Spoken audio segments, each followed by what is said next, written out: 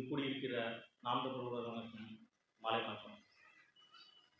பாதையை தேடாதே, பாதையை உருவாக்க என்றான் மேலே.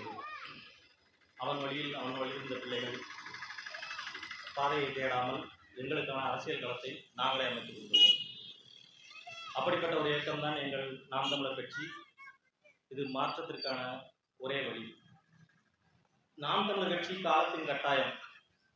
ஏன் இந்த நாம் தமிழர் கட்சிக்கு வாக்களிக்கணும்னு நாங்கள் பேசுகிறோம்னா, ஏன் இந்த கட்சி காலத்தோட கட்டாயமாக இருக்குன்னா, இப்போ இருக்கக்கூடிய அரசியல் கட்சிகள் எல்லாமே மக்களுக்கு எதிரான கொள்கைகளை அடிப்படையாக கொண்டு கட்டமைக்கப்பட்டது. இந்த தேர்தல் களத்தை எடுத்துக்கிட்டிங்கன்னா, இங்கே பிரதான கட்சியாக இருக்கக்கூடிய பாரதிய ஜனதாவும் காங்கிரஸும் எப்போதுமே பொதுமக்களுக்கு ஆதரவான நிலைப்பாட்டை எந்த விஷயத்திலும் எடுத்ததே கிடையாது. எல்லாத்துலேயும் மக்களுக்கு எதிரான நிலைப்பாடு கொண்டிருக்கக்கூடிய கட்சிகள் தான்.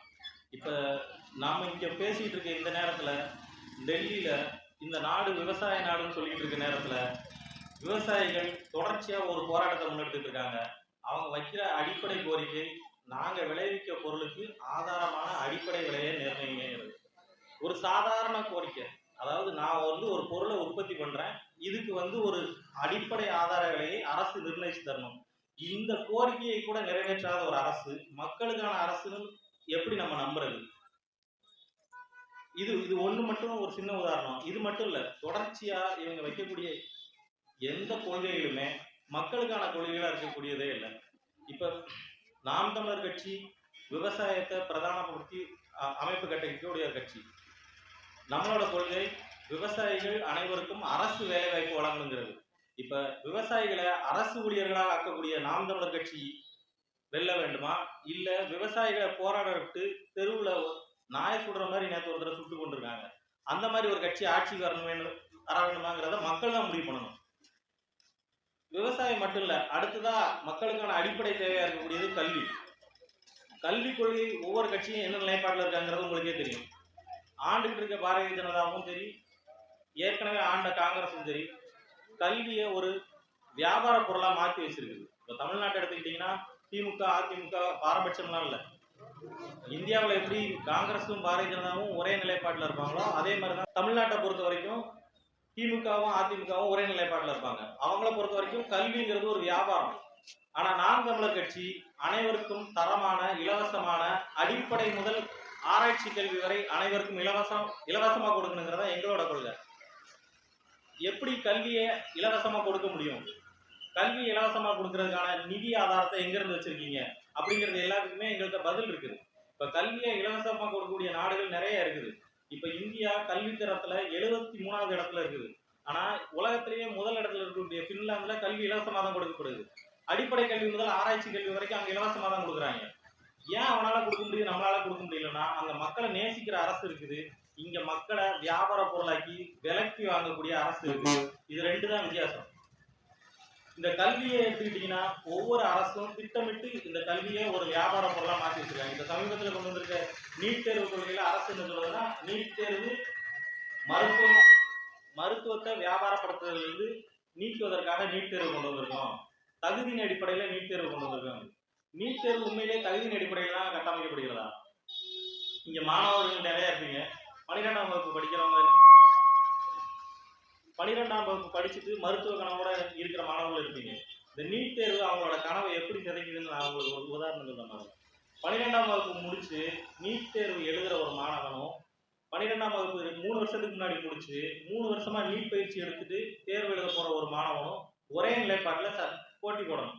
அதாவது 3 வருஷமா 3 லட்ச ரூபா செலவு பண்ணி நீட் பயிற்சி எடுத்து ஒரு மாணவனோடு போன மாதம் பரிட்சை எழுதிட்டு வர ஒரு மாணவனும் போட்டி போடணும்.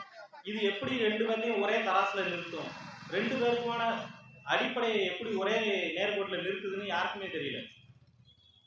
இப்படி ஒவ்வொரு திட்டங்கள்லையும் இந்த அரசு நமக்கு எதிரான சிந்தனை கொண்டு செயல்படுகிறதுனால நாம் தமிழர் கட்சி காலத்தின் கட்டாயமாக முன்னாடி நிற்குது. இப்போ இயற்கை வளங்கள் மொத்தமாக சுரண்டப்பட்டு இங்கேருந்து போய்கிட்டு இருக்கு. இந்த பக்கத்து ஊர்லேருந்து பார்த்துருப்பீங்க, தொடர்ச்சியாக எத்தனையோ லாரிகள் போய்கிட்டே இருக்குது.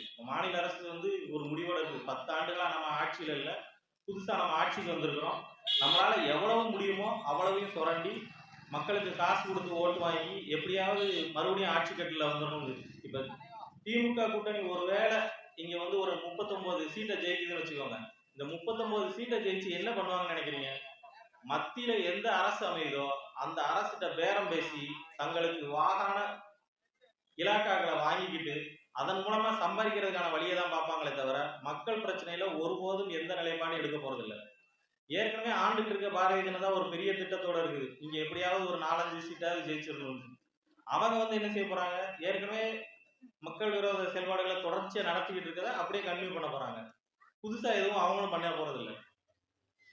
மூன்றாவதா இருக்கக்கூடிய எடப்பாடி தலைமையிலான ஒரு கூட்டணி, அவர் இதுவரைக்கும் என்ன பண்ணாருன்னு அவருக்கும் தெரியாது, இனிமே என்ன பண்ண போறாங்கன்னு அவருக்கும் தெரியாது. அப்படி ஒரு கூட்டணி. இந்த மும்முனை போட்டிகளுக்கும் நடுவுல தான் நாம் தமிழர் கட்சி தனியா உங்களை மட்டுமே நம்பி இந்த களத்தை சந்திக்குது. இந்த களத்துல நாங்க காசு கொடுத்து வாக்கு வாங்க போறதில்லை, மக்களை நம்பி தான் நிக்கிறோம். இந்த மும்முனை போட்டி 4 முனை போட்டி எல்லாமே பாத்தீங்கன்னா அவங்களாம் கட்டமைச்சுக்கிறது. யாருமே மக்களை நேரடியாக நேர்மையாக சந்திச்சு வாக்கு வாங்க போறதில்லை. எல்லாமே ஒரு விலை பேசி இப்பவே முடிவு பண்ணி வச்சுட்டாங்க.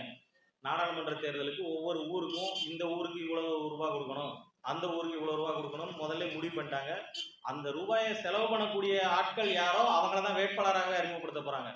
இப்ப நாங்க அறிமுகப்படுத்தக்கூடிய வேட்பாளர் உங்களுக்கு செலவு பண்ண மாட்டாரு, உங்ககிட்ட செலவுக்கு காசு வாங்கிக்குவாரு வேணாம். அப்படிப்பட்ட ஒரு வேட்பாளர் தான் நாங்க கொண்டு வந்து நிறுத்தோம். ஏன்னா அவர் செய்ய போறது சேவை, அவங்க நடத்துறது வியாபாரம். ரெண்டுக்கும் வித்தியாசம் இருக்கு. வியாபாரி உங்களுக்கு வியாபாரி வேணுமா இல்ல உங்களுக்கு சேவை செய்யக்கூடிய ஒரு மனிதர் வேணுமாங்கிறத தேர்வு பண்ண வேண்டியது மக்களாகிய உங்களோட பொறுப்பு. இப்ப ஒரு சின்ன செய்தி மட்டும் சொல்லி முடிக்கிறேன்.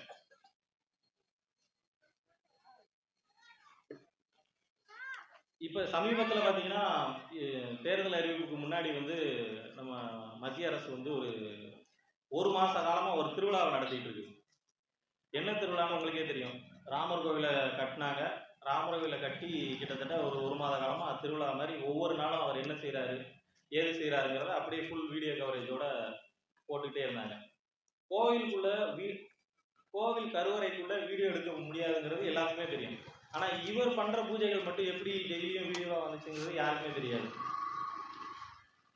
எப்படிதான் இதெல்லாம் வருதுன்னு பார்த்தா அவன் ஒரு மாசம் முடிச்சு கரெக்டா இருக்கும். அதாவது கோயில் கட்டுமானத்துக்கு முன்னாடியே உள்ள வேலைகளை மட்டும்தான் அவர் பார்த்துட்டே இருந்திருக்காரு. கோயில் கட்டி முடிச்சு கருவறை ஆகமங்கள்லாம் முடிச்ச உடனே இவரை வெளியே போய் சொல்லிட்டாங்க, நீங்க இனிமே உள்ள இருக்கக்கூடாது, வெளியில போக வேண்டாங்க. ஒரு பிரதமரையே கோயில் கருவறையிலிருந்து வெளியேற்றிட்டு அதுக்கப்புறமா தான் அந்த கோயிலுக்கான ஆகமங்கள்லாம் செயல்பாட்டுக்கு வருதுன்னு சொல்றாங்க. இப்ப பிரதமர் இதுவரைக்கும் ஒரு மாச காலமா என்ன பண்ணிட்டு இருந்திருக்காரு, தேர்தல் பிரச்சாரம் பண்ணிட்டு இருந்திருக்காரு ராமர் கோயிலுக்குள்ள உட்கார்ந்து. இப்படிப்பட்ட ஒரு பிரதமரை நம்பிதான் நாம அடுத்த ஆட்சியை கொடுக்க போறோமாங்கிறத மக்கள் முடிவு பண்ணணும்.